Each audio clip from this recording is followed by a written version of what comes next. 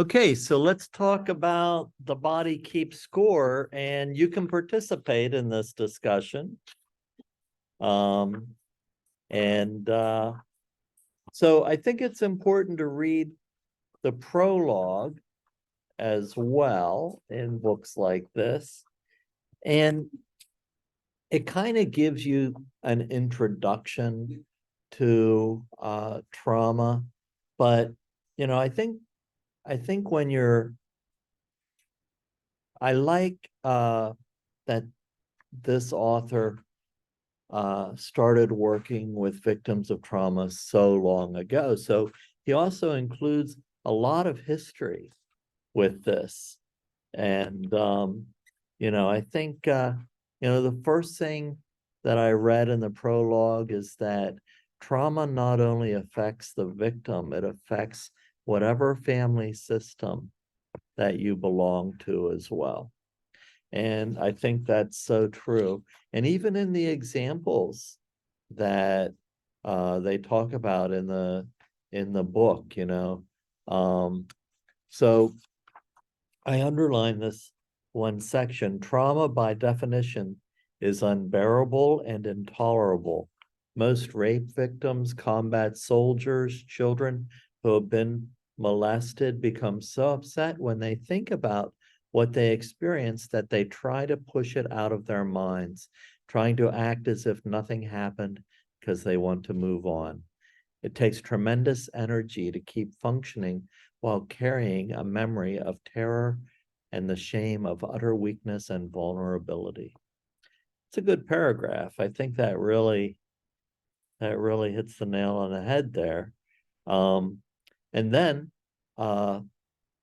it talks about different ways to begin the treatment. And it said you could do top down or bottom up, and like top down is by talking, reconnecting with others, a lot of what our textbook is talking about, allowing ourselves to know and understand what's going on with us and the client while processing the memories of trauma, by taking some medications that shut down inappropriate alarm systems and reactions, or by utilizing other technologies that change the way the brain organizes information, and bottom up by allowing the body to have experiences that deeply and viscerally contradict the helplessness, rage, or collapse that results from the trauma. Um, and yeah, so I think that's two ways. This we read two chapters, and you know, just like in most of my classes that read a book like this, whether it's like Tuesdays with Morrie or something like that, I just underline and write in the book about my thoughts. But you can do the same thing. You might underline different things than I do, or have different thoughts about it than I do. And every week you're going to, part of the discussion board is giving me a little reaction on this book. So I'd like to hear your reactions as well. And if you want to share them in class, you're more than welcome to. Um, and you know, uh, he's talking to this veteran, and he gave him some pills, some medication that might help with the nightmares. And he came back in and he hadn't taken any of the pills. And so he said, well, why didn't you take any? And he said, I realized that if I take the pills and the nightmares go away, I will have abandoned my friends and their deaths will have been in vain. I need to be a living memorial to my friends who died in Vietnam. So he wanted to maintain the suffering so that his friends were not forgotten. I think one of the things that would work really well with this is that his friends died in Vietnam. Not only did he experience the trauma, but he's also experiencing complicated grieving. And I think regret therapy would work really well with him holding on to those memories. even part of the regret therapy, and we go over regret therapy in a grief and loss class that I teach, but even the part where he might have a role play with a person who's deceased, who was killed, you know, in that skirmish. And he might say, well, he might apologize because he didn't save him, and trade places and see what his friend would say about that. And of course, his friend would say, well, it's not your fault. I'm glad you survived. And, I think that eventually he could ask the friend, well, what do you want me to do with my life? Should I want to hold on to you for as long as possible. And the friend would most likely say, I just want you to live a happy life. Yeah. So I think that would work fairly well for that one aspect of it. And he talks about how, and of course, this is the title of the book, how our entire body responds to any type of trauma, some more so than others. He says, the greatest sources of our suffering are the lies we tell ourselves. Working at the VA, I soon discovered how excruciating it could be to face reality. This was true both for my patients and for myself. I don't really want to know what the soldiers go through in combat. We don't really want to know how many children are being molested and abused in our own society, or how many couples, almost a third, as it turns out, engage in violence at some point during their relationship. We want to think all of these individuals as being safe. So nobody wants to experience these things, and nobody wants to hear about these things. And yet, that's what we are signing up for as therapists. And it's not easy.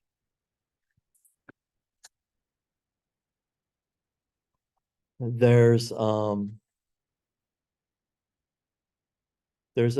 section on numbing, and it seems as though a lot of individuals are either numb to emotion because they don't want to experience the emotion that is attached with the trauma anymore. And so the only way they can deal with that is by stopping all emotion, having an emotional cutoff with themselves, not allowing themselves to experience any emotion. And then they can't experience love. They can't experience joy. They cut out all emotion. Or if circumstances become too much, it's like somebody flips a switch and then they go from numbness to rage, raging against the terror of the trauma. So it's like all or nothing. And when that switch gets flipped, they really lose a lot of their personal control emotionally. In the beginning, people only thought hallucinations, auditory and visual hallucinations, were only symptomatic of schizophrenia. But as time went on, they learned that flashbacks, various types of hallucination are also part of trauma. So that is now included in that diagnosis. And I thought an interesting part was, the Rorschach test. And, Rorschach tests are expensive. You got to have special training to give a Rorschach test. And so, I was at one institution, and so as part of play therapy, I probably shouldn't have done this, but we made our own Rorschachs as part of the expressive arts therapy. And so like I'd have them put like ink blots on one side of a folded piece of paper, and we'd fold the paper, and then we'd open it up and it would be a different design. And then I'd have them, they could either turn it into a picture or they could tell me about what they thought it was. And then at first we just used black ink, but then I included colored ink as well. And it was interesting that he said, usually at the second or third ink blot, they had either an emotional reaction or a totally non-emotional reaction. They saw it simply as an ink blot, or it brought back memories of the trauma. And the difference between that ink blot and the other ink blots was that that was the first ink blot that had color on it. And he thought that that color added some type of nuance with the emotional reaction to that test. And it was either all or nothing. It was either it's just an ink blot on paper, no emotion whatsoever, or it tended to bring back emotions. Let's see. So somehow the very event that caused them so much pain had also become their sole source of meaning. They felt fully alive only when they were revisiting their traumatic event. And so when he was running groups with veterans and they were comfortable enough to share their stories, he noticed that that's when they seemed emotionally alive. And then when they weren't sharing their stories, they were numb again. And the only way that he could be included in hearing the stories is if he became part of the group. And one of the groups gave him a uniform, and another group gave him, a watch that they all wore, a military watch. He said that in 1980, a turning point arrived, and that's when the APA created a new diagnosis, post-traumatic stress disorder. Now, I didn't realize it was that recent. 1980. That's pretty recent. So, it wasn't that long ago. I'm 43 years, isn't that long in the big picture of all this. Chapter 2 was interesting because he had positives and negative things to say about various medications. Up until this point, they were not really being treated with medication, but then they came up with Thorazine. And so Thorazine, people would call it a mental straitjacket, because people were so tranquilized that they really didn't respond to much. So it was and the amount they gave them was a pretty powerful tranquilizer.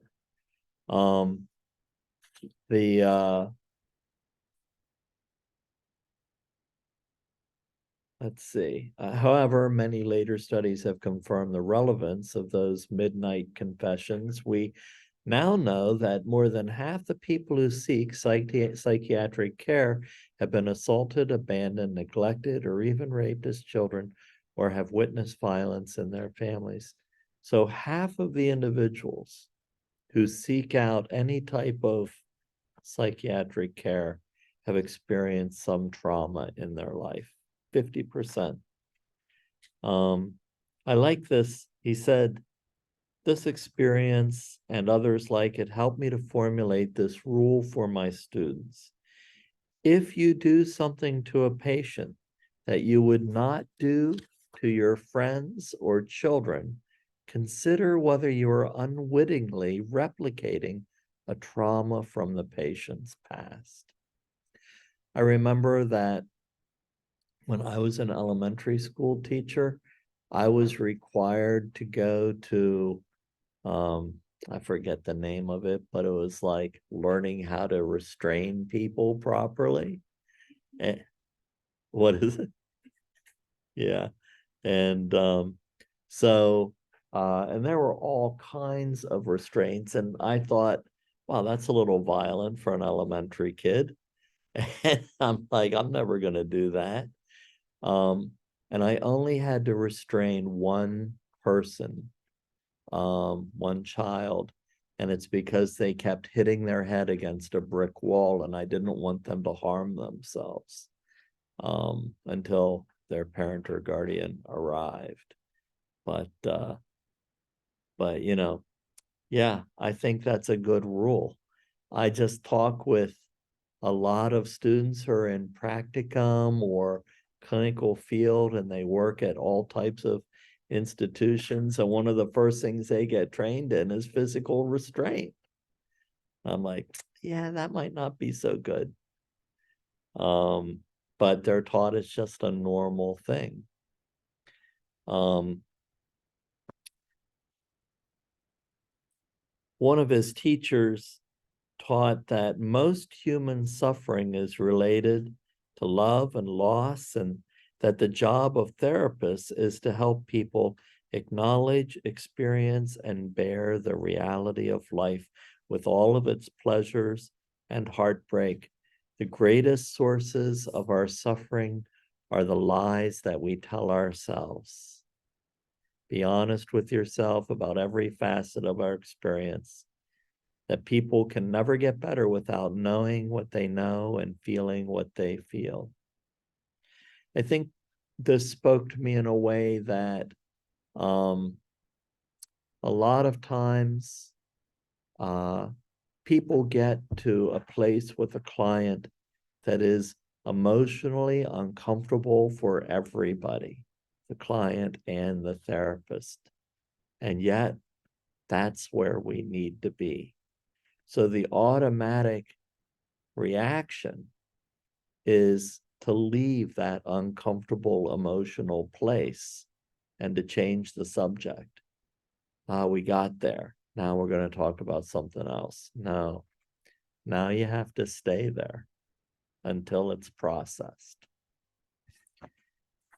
And then it talks about some of the studies that were comparing some of the medications to therapy. And it said the medications worked better than therapy. But most studies show now, and he didn't mention this, that a combination of therapy and medication works the best of all. So I just don't think those studies were done when he was looking at this. So yeah, medications may work better than therapy alone, but therapy and medication works better than either option. And then he talks about the time period where medications were a lot more successful, like SSRIs and antipsychotics. And he was one of the last people to work at some of the institutions that housed individuals that were suffering from schizophrenia or other diagnoses. And he talks about how most of these have closed, and antipsychotic drugs are a major factor in reducing the number of people living in mental hospitals from over 500,000 in 1955 to fewer than 100,000 in 1996, and fewer than that now. But what he doesn't say is how many of those individuals are now living on the street and are homeless. A large percentage of them. And now there's no place for them to go. I'm not saying those mental hospitals were perfect, but, you know, if we continued to improve them, it would probably be better than homelessness.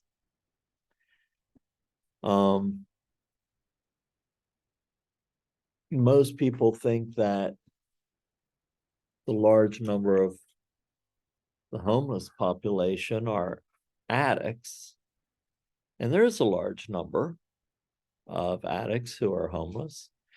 But one of the things that people don't realize is that many of those homeless individuals are self-medicating because they've experienced trauma or because they're suffering from schizophrenia or some other diagnosis. So what starts as self-medication ends up being a full-blown addiction.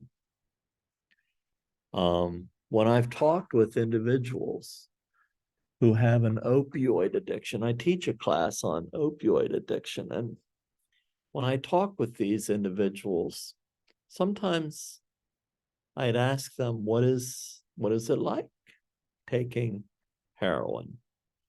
And you know, the answer is always similar. It's like going home and being held in their mother's arms, and all of their worries and symptoms of their trauma and diagnosis fall away. So, you know, it's probably pretty on target. He talks about this study with traumatized dogs. And basically, the dogs are conditioned to continue to be shocked because there's no escape. And when the door is open, they have given up. So they don't leave. It's the same with dysfunctional families where there's a lot of abuse.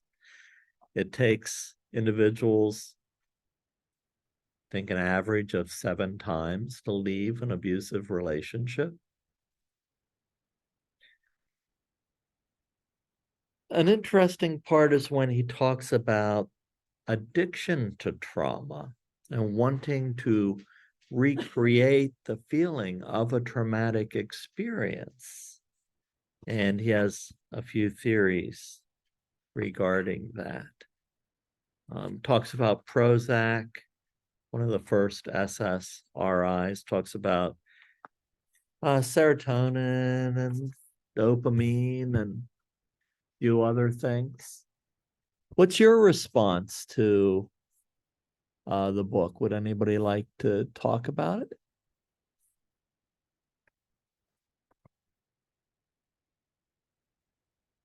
I really like the stories, like as a person that hasn't been in the field, he's a really good storyteller, so it makes the theories kind of come to life, or the ideas that he's telling come to life. So I appreciate those the most. Yeah, me too. I think that's the best part. And usually if I pick a book for one of my classes, like Tuesdays with Maury, it's a great grief and loss book, but it also tells his personal story. This has a lot of good personal experiences in the field. And yeah, I think that makes a big difference. Yeah. I have the book on Audible too, so I listen to it when I'm in driving, and it's just amazing because it does sound like a story and it's not so clinical and harsh. And after working at the VA volunteering for, I guess it was about 3 years where I did art with them, it just all that he said about what they go through is just so vivid, and it just builds a compassion in my heart for the people in the military who have given so much and lost a lot. Yeah, Audible, it all depends on who narrates that, you know, who the reader is for Well, me. the one version I've got has a nice voice, so Yeah, yeah. I've enjoyed that. But you're right, sometimes the voices are like, Like ah, being read to when I was a little kid. yeah, it is. It's like that. So I really liked it. I like reading it and hearing it too because it just sticks in my brain longer. All right, let's come to our classroom. Go ahead.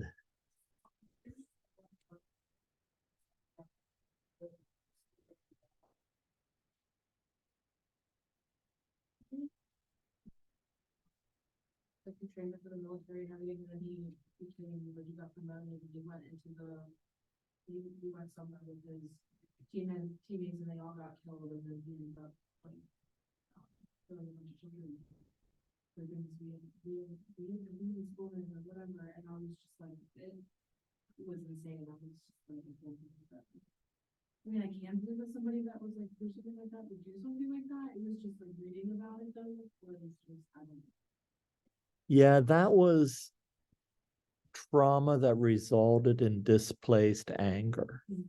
So rather than retaliating with soldiers, it was misplaced. Yeah. And he became what he didn't want to be. Yeah. And then that added to his own trauma because he didn't want to live with who he was. Yeah. Yeah. All right, so you should be able to access the discussion boards and work on those. It's going to take me tomorrow to upload these videos, but you've seen them anyway, so you're good to go. But for those who have not yet zoomed in, it's going to take a day to put these up. So, all right, we'll see you all next week.